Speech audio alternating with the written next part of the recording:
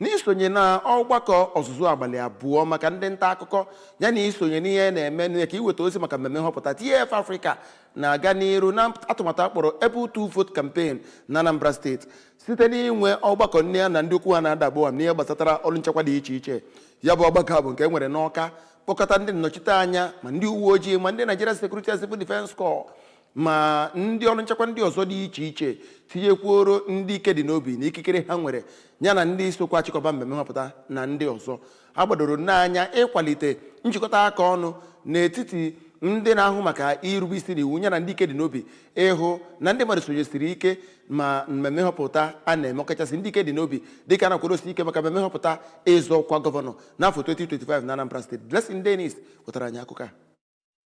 Ya bụ amụma Able to Vote campaign bụ nke pụtara itinye ndị niile nwere nkwarụ na ya bụ ntụliaka ga-eme, wepụtara ha akụrụngwa dị iche iche a ga-eji wee tụọ ya bụ vote ma nyekwa ha nkụzi